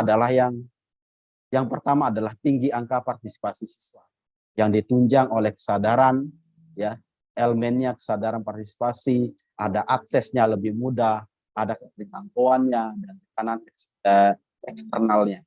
Nah, Bapak Ibu yang saya hormati, dari yang elemen kedua yaitu hasil pembelajaran yang berkualitas, ya ini ditunjang oleh kurikulum yang sebentar lagi akan kita bahas. Ini adalah sedikit sekali dari elemen ini, dari elemen kurikulum merdeka ini yang sedikit sekali untuk kita bahas. Itu nanti akan kita membahas tentang bagaimana kurikulum dan program di satuan pendidikan sendiri. Nah, Bapak Ibu yang kedua, dari elemen yang kedua yaitu pola pikir dan agen siswa, ya, bagaimana infrastrukturnya, pedagogiknya, penilaiannya tadi disampaikan oleh Bu Dwi, itu ada asesmen sebelum melakukan proses pembelajaran dan sesudah pembelajaran itu tetap akan dilakukan. Dan bagaimana ekosistem di satuan pendidikan yang masing-masing satuan pendidikan itu berbeda antara satuan pendidikan yang lain dan satuan pendidikan yang lain, meskipun dalam satu daerah itu berbeda ekosistemnya. Nah, Bapak Ibu yang saya hormati, dari elemen yang ketiga yaitu bagaimana distribusi kualitas pendidikan yang merata dan inklusif. Nah, inilah menunjang bagaimana masyarakat itu bisa maju yang kompeten dan sejahtera di dalam eh, pendidikan kita. Kalau kita melihat bahwa dari elemen ini, bahwa Bapak Ibu, dari elemen ketiga ini ditunjang oleh geografis. Geografis kita paham betul bahwa salah satu geografisnya adalah tidak mungkin kami di Lombok menerapkan kurikulum yang sama dengan di Jakarta, karena geografis kami berbeda. Jadi kalau kami di Lombok itu geografisnya terdiri dari gunung dan pesawahan, dan begitu juga dengan pinggir pantainya. Nah, kalau di Jakarta berbeda lagi, dengan akses yang sesuai, akses yang memadai. Nah, Bapak Ibu yang saya hormati, tentu dalam budaya dan sosial ekonomi ini juga mempengaruhi bagaimana peran penting dalam menciptakan masyarakat maju di dalam pendidikan itu sendiri.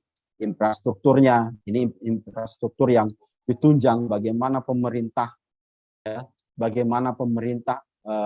mempunyai visi misi yang sama di dalam memajukan satuan pendidikan itu sendiri. Dan begitu juga dengan pembiayaan, apakah bisa terjangkau atau tidak di dalam proses pendidikan. Ini yang mempengaruhi tercapainya masyarakat yang maju di dalam pendidikan itu sendiri. Nah, Bapak Ibu yang saya hormati, bahwa belajar sepanjang hayat itu memang bisa dilakukan dari mana saja, baik itu dari pendidikan formal, informal, dan non formal. Nah, Bapak Ibu yang saya hormati, kita melihat bahwa bagaimana sih cita-cita kebijakan Merdeka Belajar sendiri dalam terwujudnya pendidikan yang berkualitas bagi seluruh rakyat Indonesia. Kalau kita melihat bahwa pendidikan yang berkualitas itu bagaimana memastikan peserta didik mengalami kemajuan belajar sehingga kompeten dan berkarakter.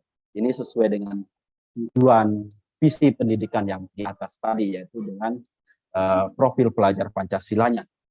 Nah, Bapak Ibu yang saya hormati, kalau saya melihat bahwa ada kompetensi dasar yang harus dikembangkan, ada karakter yang dikembangkan. Bapak Ibu yang saya hormati, kalau Bapak Ibu kemarin sempat viral di beberapa media sosial yang dimana ada seorang guru yang dulunya dia adalah wali kelas, ya, wali kelas dari si anak ini. Ada dua anak yang satunya anak ini adalah pintar di dalam, selalu juara, selalu hebat di dalam prestasi akademiknya. Ada anak yang biasa-biasa saja, tetapi karakter inilah yang membedakan, Bapak Ibu. Nah, Bapak Ibu yang saya hormati, memang ini yang paling penting saat ini kalau kita melihat di satuan pendidikan kita, dari pendidikan kita secara keseluruhan, bahwa karakter ini yang harus kita bangun mulai saat ini dan seterusnya. Bapak Ibu yang saya hormati, bagaimana kalau di dalam pendidikan kebijakan Merdeka Belajar bagi seluruh rakyat Indonesia, ya, bagaimana kita memastikan bahwa kelompok-kelompok yang termarginalkan itu itu bisa terjangkau dengan akses, bisa mendapatkan akses pendidikan yang layak tentunya. Inilah tujuan atau cita-cita besar dari Merdeka Belajar ke depan, Bapak Ibu. Nah, Bapak Ibu yang saya hormati, kalau mari kita melihat sejenak bagaimana Merdeka Belajar itu. Nah, yang tadi dikatakan bahwa pendidikan berkualitas bagi seluruh rakyat Indonesia, ya, yang dimana ditunjang oleh banyak pemangku kepentingan pendidikan. Yang tentunya di dalam pemangku kepentingan pendidikan ini tidak hanya sebatas guru saja, tidak sebatas sekolah saja, tetapi semua elemen di dalam pemangku kepentingan itu bekerja sama di dalam mewujudkan karakter dan kompeten dari peserta didik itu sendiri. Kalau kita bisa melihat ditunjang, ya, elemen pemangku kepentingan yang dimaksud adalah ada keluarga di situ, ada guru, ada institusi satuan pendidikan, ada dunia usaha, ada masyarakat di sekitar, dan masyarakat itu adalah organisasi penggerak perusahaan, teknologi dan edukasi, dan lain-lain. Bapak Ibu yang saya hormati, bahwa ada ada dulu istilah bahwa kalau anaknya sudah diserahkan kepada sekolah, ya itu adalah tanggung jawab guru. Itu dulu, Bapak Ibu. Nah sekarang semuanya adalah mempunyai kepentingan di situ di dalam mencerdaskan kehidupan bangsa, mencari bagaimana membangun karakteristik dari siswa itu sendiri. Jadi guru tidak bekerja sendiri. Bapak Ibu yang saya hormati, inilah sebagai bagaimana nanti di dalam sehingga pendidikan berkualitas itu bagi seluruh rakyat Indonesia itu bisa ditunjang oleh pemangku kepentingan-kepentingan ini. Bapak Ibu yang saya hormati, di dalam pemerintah tadi sudah melalui Departemen Pendidikan, Kementerian Pendidikan, Kebudayaan, Riset dan Teknologi, ya Bapak Ibu sudah mendengar tadi bagaimana kebijakan-kebijakan di dalam Merdeka Belajar itu sendiri. Nah, Bapak Ibu yang hormati, kalau kita melihat bagaimana sistem pendidikan kita, ini Bapak Ibu bisa melihat bahwa di Peraturan Pemerintah Nomor 57 di tahun 2001, tentu evaluasi sistem pendidikan itu untuk meningkatkan pendidikan. Jadi layanan pendidikan itu dilakukan oleh satuan pendidikan, baik itu dari PAUD, perguruan tinggi. Nanti dari evaluasi sistem pendidikan itu ada asesmen nasionalnya dan seterusnya. Nah, Bapak Ibu yang saya hormati, tentunya dia juga dari tidak andil, yang mempunyai andil juga di dalam evaluasi sistem pendidikan itu adalah pemerintah pusat, pemerintah daerah, dan lembaga keuangan mandiri. Itu yang akan menjadi yang menunjang evaluasi sistem pendidikan itu sendiri. Nah, Bapak Ibu yang diharapkan di dalam Merdeka Belajar ini adalah yang pertama, di mana sebelumnya adalah kalau belajar itu adalah sebagai kewajiban atau tugas, baik itu seorang guru maupun seorang siswa, ya.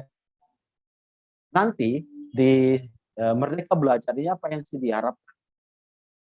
Yaitu belajar itu menjadi pengalaman yang menyenangkan. Tentunya bagaimana caranya sehingga belajar bagi siswa, bagi belajar bagi peserta didik itu adalah belajar yang menjadi pengalaman yang sangat menyenangkan. Tentu di sini dibutuhkan kompetensi seorang guru yang handal di situ.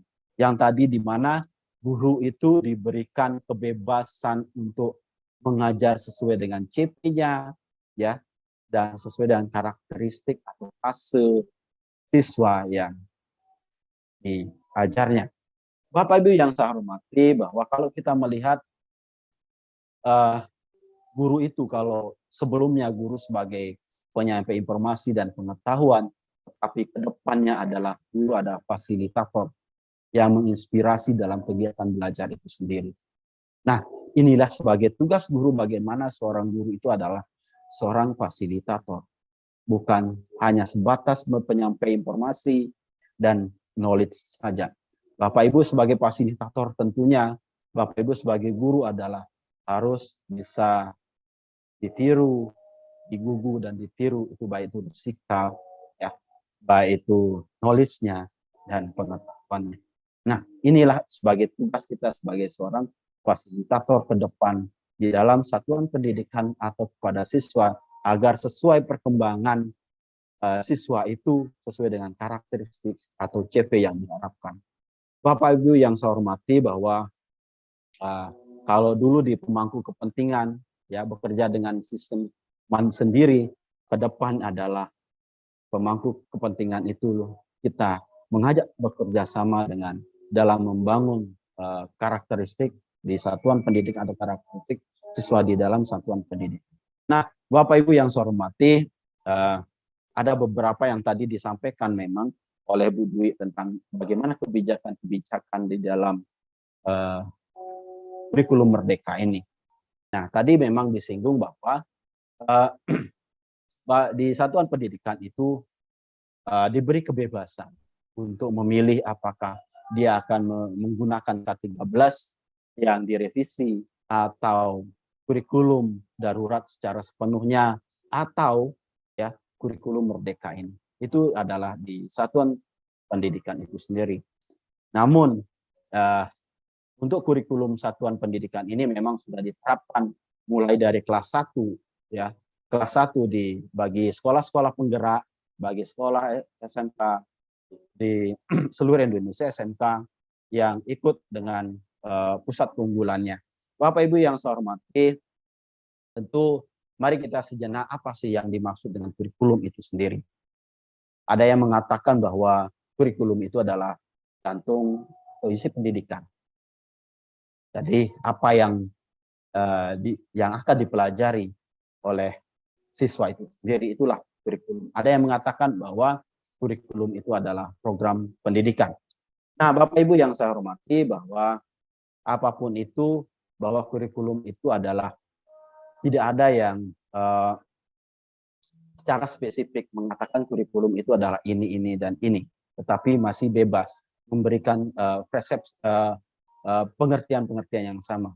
Namun di dalam komponen-komponen kurikulum itu secara umum adalah ada tujuan pembelajarannya, ada panduan pedagogiknya, dan panduan asesmen. Ini adalah kerangka komponen yang digunakan mendesain kurikulum dan pembelajaran berdasarkan kebutuhan siswa.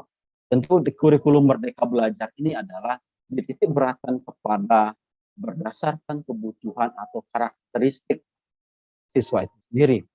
Kalau kita melihat, kalau dari Keller mengatakan itu ada 4 komponen yang di dalam kurikulum itu sendiri. Ada tujuannya, ada konten yang dipelajari, ada metode yang digunakan oleh guru, dan ada evaluasinya.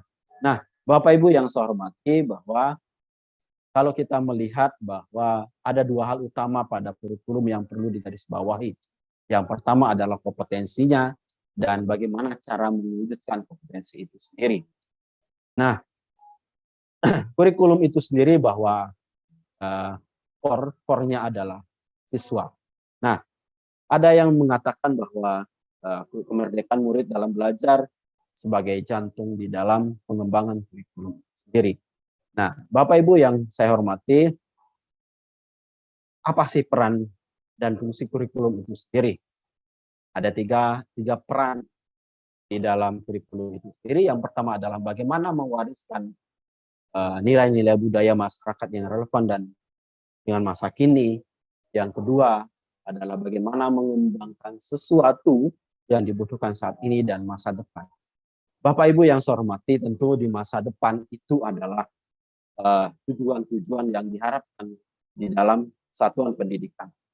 Dan yang ketiga adalah bagaimana memilih sesuatu yang relevan sesuai dengan kontrol sosial. Nah, Bapak Ibu yang saya hormati, inilah fungsi, sementara fungsi kurikulum bagi guru adalah bagaimana memandu dalam proses belajar siswa itu sendiri. Nah, Bapak Ibu yang tentunya di dalam kurikulum itu adalah, kalau saya mengingat adalah apa yang disampaikan oleh Sayyidina Ali, mengatakan bahwa didilah anakmu sesuai dengan zamannya. Tentunya kurikulum begitu juga dengan kurikulum, ya Bapak Ibu. Dari zaman ke zaman tidak mungkin kita akan mempertahankan kurikulum yang dari tahun 80-an yang kita bisa gunakan sampai saat ini. Tentu harus ada perubahan-perubahan yang sesuai dengan pengembangan zaman yang saat ini. Itulah bagaimana kenapa kurikulum itu harus berubah-berubah, yang tadinya ada ke-13 ya, ada kurikulum darurat, sekarang ada namanya kurikulum merdeka. Bapak Ibu yang saya hormati, kalau kita melihat saat ini adalah alasan bagaimana perubahan kurikulum itu sendiri. Kalau kita melihat bahwa kualitas literasi dan numerasi, kesehatan mental, sosial emosionalnya itu adalah ada kecenderungan, ya, ada perubahan-perubahan di situ.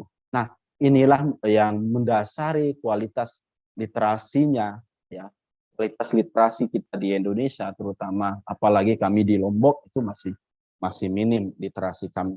Itu juga numerasinya. Nah, kalau kita melihat begitu juga dengan kesehatan mental, ada yang sosial emosional, kita melihat ada bagaimana sosial emosional siswa, ya, ada yang tawuran antara siswa dan siswa, antara guru dan guru, itu yang menjadi titik berat di dalam pengembangan kurikulum ini. Nah, Bapak Ibu yang saya hormati, jadi dari melihat bagaimana alasan-alasan perubahan kurikulum itu, mungkin di sini adalah mengapa kurikulum itu perlu diadaptasi. Perlu ada perubahan di dalam sendiri.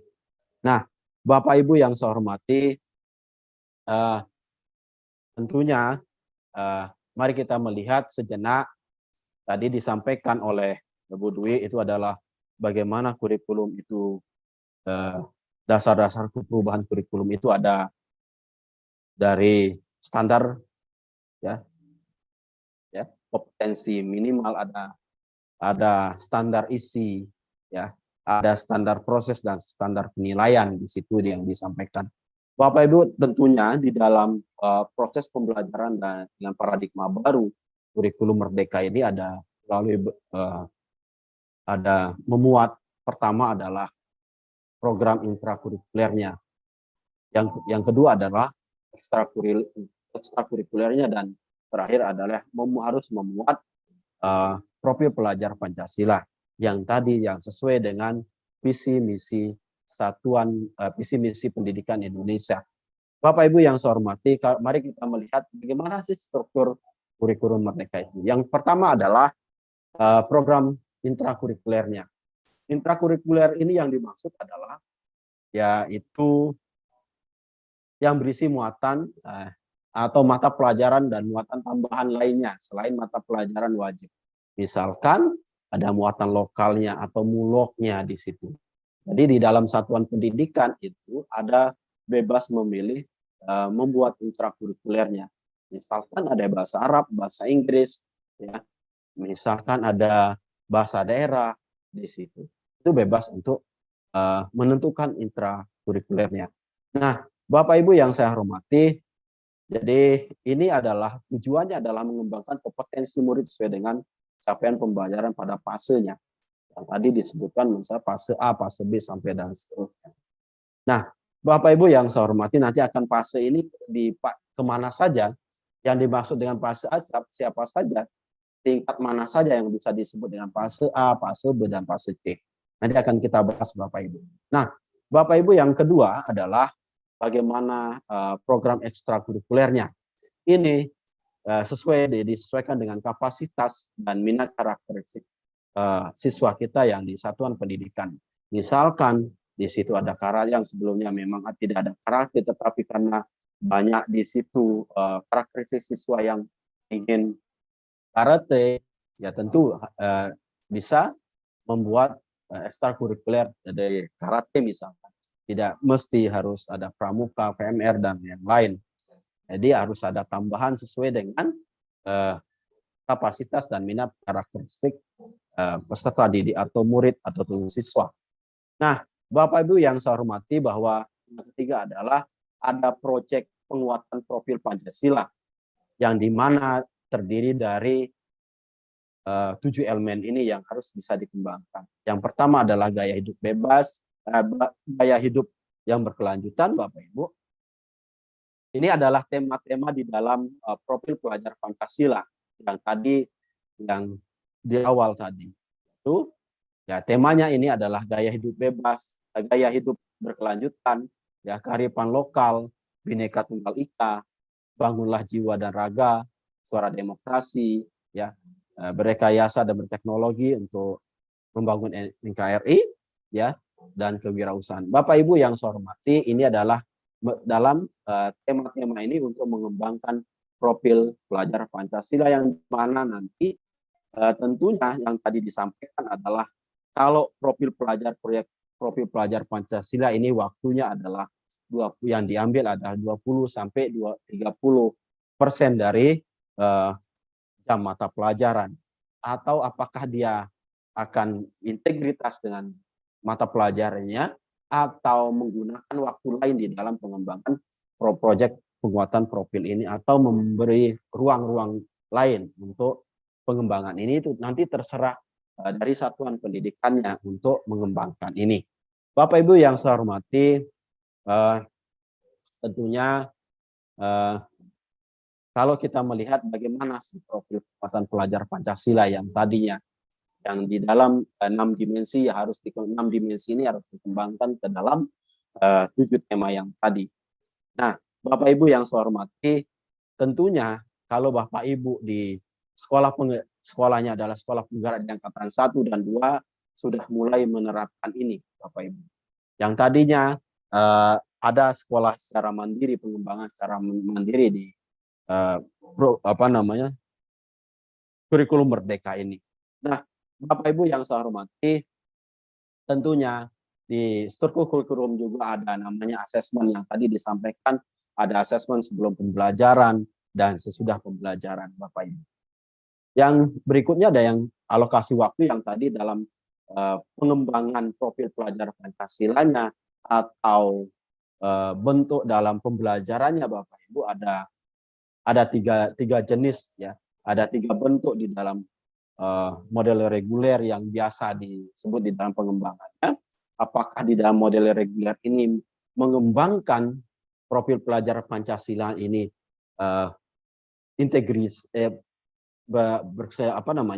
bersanding dengan mata pelajarannya ya, atau model blok nantinya, atau model kolaborasi antara model reguler dan model blok. Bapak Ibu yang saya hormati, misalkan di dalam model blok itu bahwa kalau kita melihat bahwa ke depan itu yang kalau di SMP ya Bapak Ibu sudah IPA dan IPS itu menjadi satu. Nah, jadi ada mata pelajaran IPAS namanya. Jadi IPA dan IPS itu digabung menjadi satu. Apakah misalkan di IPA itu diajarkan 3 bulan pertama dan 3 bulan berikutnya adalah IPS. Itu salah satu model blok, Bapak. Nah, Bapak Ibu yang saya hormati, yang struktur kurikulum berikutnya adalah ada perangkat ajar. Perangkat ajar yang dulu yang dikatakan ada RPL-nya, ya, RPS-nya. Sekarang perangkat ajar itu adalah bentuknya modul ajar, ada modul project tadi untuk project penguatan profil Pancasilanya, ya, ada buku non-teks dan video dan media cetak, ini yang dimaksud dengan perangkat ajar. Bapak Ibu yang saya hormati, jadi Mungkin nanti bisa dipersingkat atau dipercepat, Pak. Oke, siap. Liamnya. Oke, siap. Nah, Bapak Ibu yang saya hormati, kalau kita melihat bahwa ini adalah yang tadi saya sampaikan, itu adalah kebebasan satuan pendidikan di dalam mengembangkan kurikulumnya yang disebut dengan kurikulum operasional satuan pendidikan. Nah, apa sih prinsip pengembangan kurikulum operasional satuan pendidikan atau kurikulum Merdeka ini? Yang pertama adalah berpusat pada peserta didik, ya, kontekstual, akuntabel, dan melibatkan berbagai pemangku kepentingan yang tadi yang saya sampaikan. Nah, Bapak Ibu yang saya hormati, ini adalah sebagai core utama di dalam pengembangan kurikulum satuan pendidikan yang tadi, yaitu dari mengacu pada penyusun visi misi dan tujuan satuan pendidikan itu adalah profil pelajar Pancasila ini. Nah, Bapak Ibu yang saya hormati, tentunya di dalam pengembangan kurikulum itu sendiri adalah ada yang ditetapkan oleh pemerintah. Yang pertama adalah tujuan pendidikan, profil pelajar Pancasilanya, standar kompetensi lulusan, ya, SKL-nya, ke standar isi dan standar.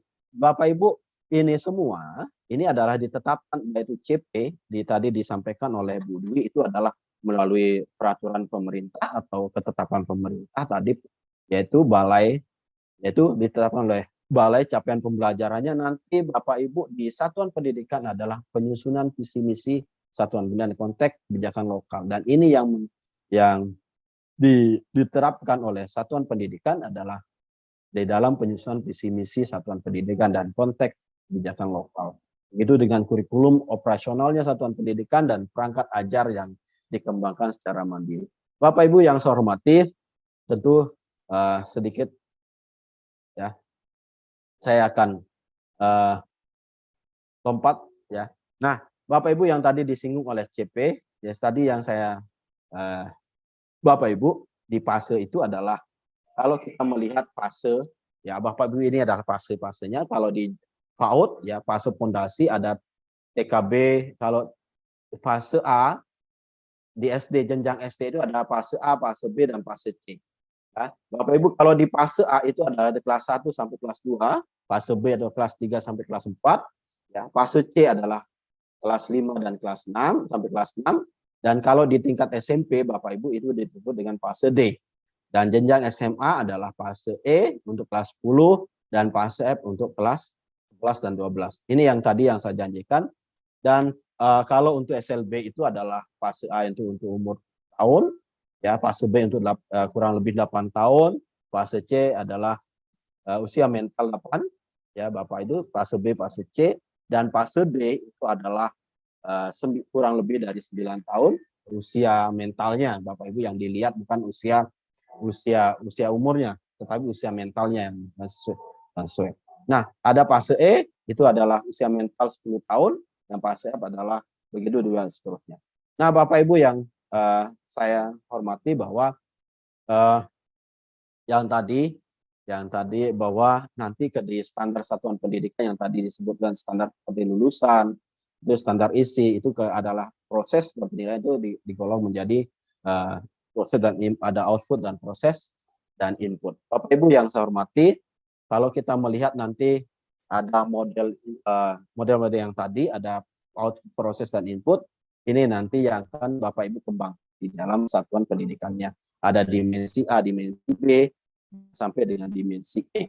Nah, Bapak Ibu yang saya hormati, yang tadi disinggung oleh Budi tentang plafon teknologi, yaitu tentang ada beberapa di kurikulum Merdeka ini. Tentu Bapak Ibu yang tadi disampaikan itu adalah Bapak Ibu harus mempunyai, untuk mengakses plafon teknologi harus mempunyai akun belajar ID yang Bapak Ibu daftarkan bisa dari satuan pendidikan. Bapak Ibu yang saya hormati, tentu mohon maaf jika ada kesalahan kata yang saya ucap, ya Bapak Ibu. Mudah-mudahan saya berharap Bapak Ibu ada sedikit peningkatan pengetahuan dan informasi yang saya sampaikan ini adalah tambahan informasi yang tentunya bisa menjadi tambahan informasi ke depan bagi kita. Bapak Ibu terima kasih. Terima kasih Bapak Ibu, semoga belajar kali ini bisa bermanfaat bagi diri kita dan orang lain. Oke, terima kasih. Baik. Pak Suwardi. Ya. Terima kasih Pak Haryadi Ahmad dari Universitas Pendidikan Mandalika selaku fasilitator. Ya, memang tentu materi tadi memang sangat bermanfaat Bapak Ibu ketika Bapak Ibu bisa kembali lagi untuk mempelajarinya nanti. Dan untuk informasi semua administratif ataupun semua hal yang berkaitan dengan administratif kelas akan kami bagikan melalui WA Group ataupun link Telegram yang sudah Bapak Ibu bergabung. Jadi Bapak Ibu yang belum bergabung di link tersebut, Bapak Ibu bisa silahkan untuk bergabung. Seperti itu ya Bapak Ibu. Dan sekali lagi, terkait dengan kegiatan ini, untuk diketahui, kegiatan ini akan berlangsung sampai dengan tanggal 6 Juli 2022, yang sudah jadwalnya sudah kami share kepada Bapak Ibu melalui link Telegram dan WhatsApp Group. Dan kita masih ada sekitar 10 menit. Kita ingin berbincang ataupun berdiskusi dengan Bapak narasumber yang tentunya sudah berpengalaman dalam dalam praktek ataupun bagaimana melihat di lapangan itu seperti apa, seperti itu. Sedikit saya ingin bertanya ataupun ingin konfirmasi. Ada beberapa saya rekam tadi di live streaming YouTube Bapak Ibu yang sudah menuliskan pertanyaan. Silahkan, masih ada sekitar 10 menit. Saya akan rangkum pertanyaan Bapak Ibu. Dan tadi sepanjang Pak Haryadi tadi sudah menyampaikan materi, ada satu pertanyaan yang saya rangkum Bapak.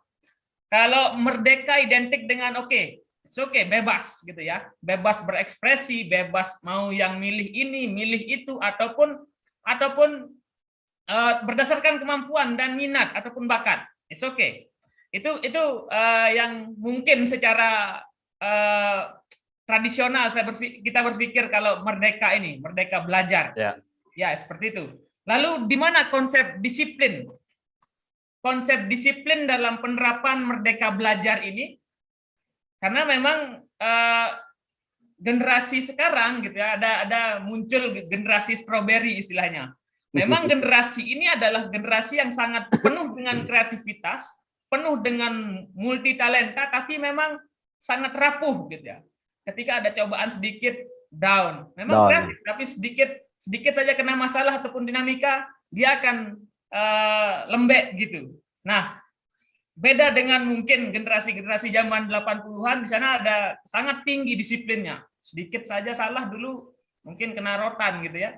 Nah, sekarang gimana memadukan antara ini ataupun pada posisi mana disiplin itu pada kurikulum merdeka? Silakan Pak Haryadi, bisa ditanggapi. Ya. Oke, terima kasih ya Pak Dokter.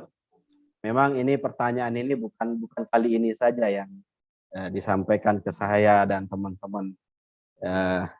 Ini adalah pertanyaan yang sama ya Bapak Ibu. Pertanyaan ini, lalu disiplinnya di mana? Di mana letak disiplin dari merdeka ini? Tentu Bapak Ibu kita melihat bahwa di dalam kedisiplinan, misalkan di dalam konsep kedisiplinan merdeka belajar ini adalah terletak pada pengembangan fase itu sendiri. Di dalam pengembangan fase ini tentunya Bapak Ibu bukan karena ini disebut dengan merdeka, kurikulum merdeka lalu last control ya. Jadi tidak ada kontrol sama sekali di dalam proses pembelajarannya, itu tidak sama sekali Bapak Ibu.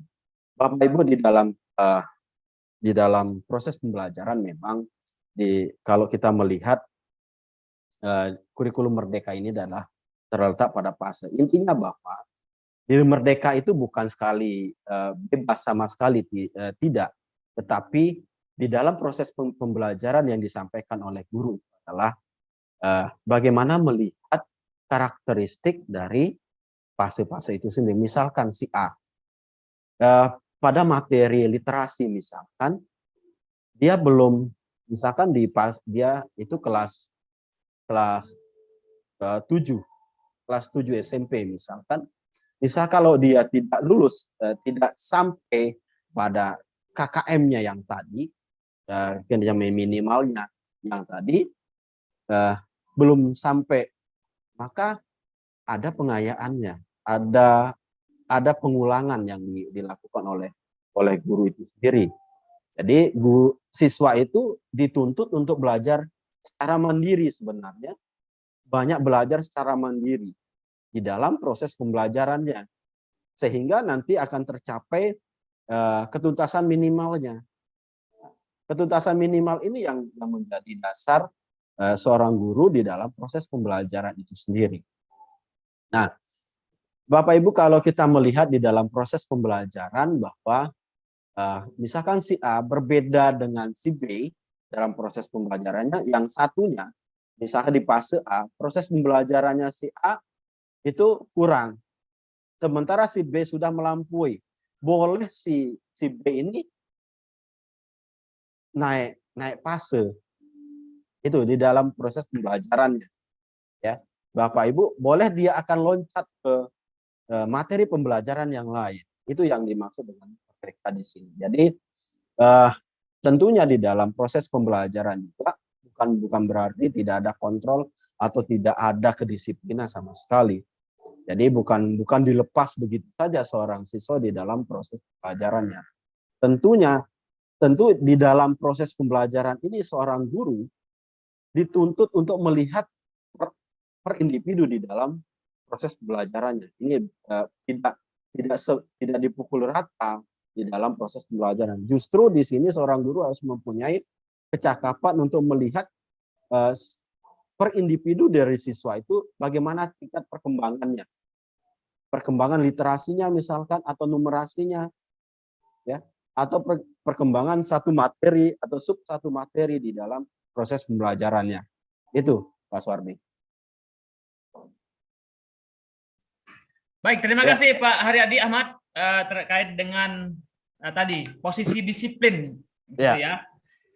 Lalu itu kalau kita melihat dari proses pembelajarannya. ya, baik. Saya ingin berlanjut kepada Bapak Ibu yang ada di Zoom meeting.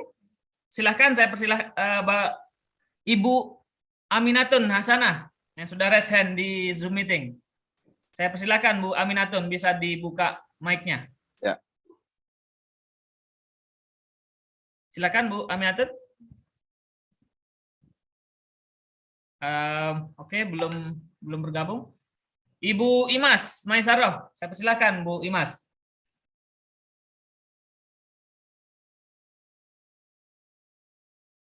Masih belum bergabung juga. Masih, ya? Saya lihat di kolom chatting, Bapak Ibu. Kolom chatting YouTube. Lalu bagaimana posisi ini?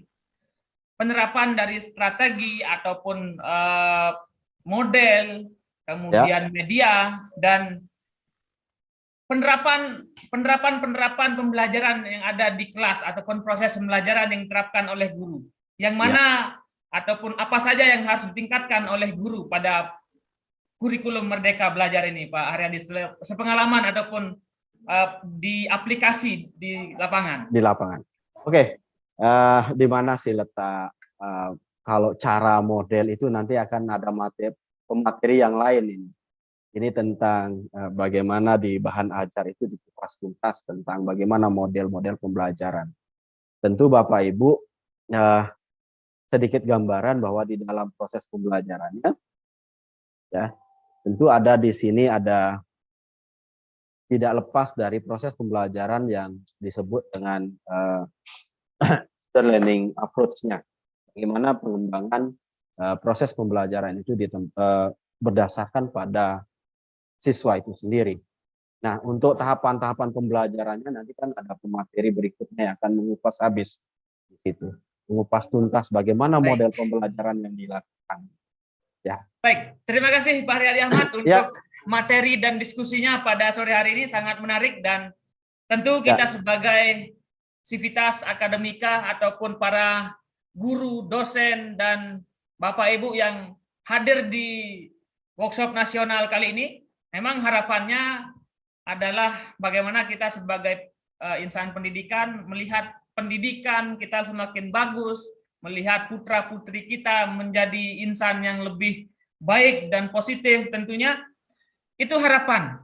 Karena apalagi kita sudah, sekaranglah kita merasakan kalau kita jadi orang tua seperti ini, wah anak saya sebagaimana di sekolah, kemudian pendidikannya seperti apa, mau jadi apa ke depan gitu. Kalau lalu akhlak-akhlaknya seperti apa, itu yang memang ada di benak pikiran para pendidik, khususnya memang orang tua juga nanti. Nah, jadinya memang diperlukan kesinambungan ataupun interaksi antara guru, kemudian lingkungan, lembaga pendidikan, orang tua, itu harus bersinergi dengan baik. Itu semuanya pada prinsipnya harus mempunyai sinergi, dan tidak diserahkan kepada guru saja. Kalau dulu kalau kita udah diserahkan oleh orang tua ke guru, itu udah tanggung jawabnya guru. Tetapi sekarang itu adalah tanggung jawab kita bersama. Nah, itu dari keluarga, dari sangat benar sekali, dan terima kasih atas partisipasi Bapak Ibu juga yang hadir pada sore hari ini, yang mana tentunya semoga materi ataupun apa yang kita diskusikan pada sore hari ini berkah dan bermanfaat bagi Bapak Ibu semua. Untuk sekedar informasi dan salam kenal dari kami, dari Guru Inovatif Indonesia, kami dari Pusat Pengembangan Pendidikan dan Penelitian Indonesia yang memang memiliki brandingnya adalah Guru Inovatif Indonesia. Bapak Ibu bisa cek kegiatan-kegiatan kami di website, ataupun Bapak Ibu bisa coba untuk browsing di HP ataupun laptop Bapak Ibu. Kami dari Guru Inovatif Indonesia bisa dilihat di websitenya di guruinovatifindonesiaa.com, yang banyak mengadakan kegiatan seperti ini yang dalam 1 bulan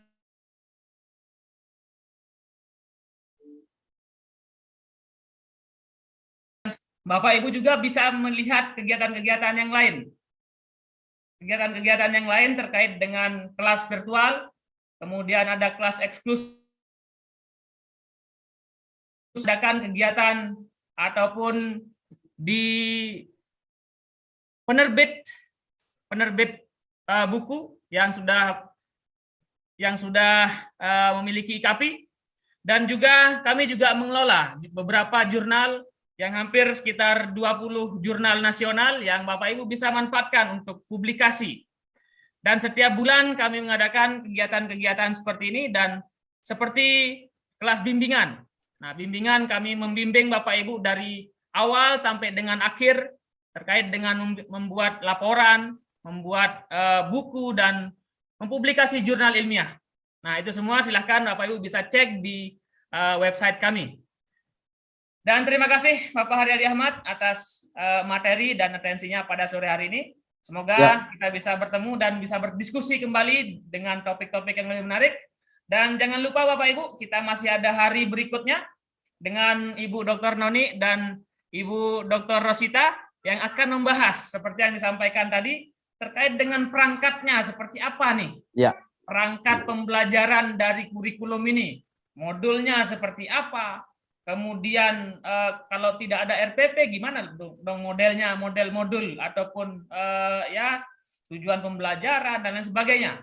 Itu akan kita diskusikan pada hari berikutnya, dan dengan Ibu Rosita juga, ada Ibu Dr. Rosita, beliau adalah juga selaku fasilitator penggerak yang akan membahas terkait dengan project based learning yang memang lebih spesifik bagaimana pembelajaran berbasis karya ataupun inovasi gitu ya. Baik, itu informasi dari kami, dan semua Bapak Ibu untuk link presensi dan lain sebagainya akan kami update melalui WA group ataupun melalui Telegram nanti. Kami akan update sepenuhnya, jadi Bapak Ibu tidak perlu khawatir. Bapak Ibu tetap bisa menyimak dan Bapak Ibu tetap bisa berpartisipasi dalam kegiatan ini. Karena memang kegiatan ini kami bekerja sama juga dengan beberapa universitas dan tentunya melalui Kementerian Pendidikan dan Ristekdikti. Lalu saya sebagai moderator pada sore hari ini mengucapkan terima kasih kepada Bapak Haryadi Ahmad dan Bapak Ibu dari Kementerian, gitu ya, dan Bapak Ibu selaku peserta. Kita akan bertemu pada hari besok di jam yang sama. Jangan lupa Bapak Ibu, dan tetap bersemangat, kita sama-sama belajar, berkarya, dan berinovasi. Salam Guru Inovatif Indonesia, kami tutup. Wassalamualaikum warahmatullahi wabarakatuh. Waalaikumsalam warahmatullahi wabarakatuh.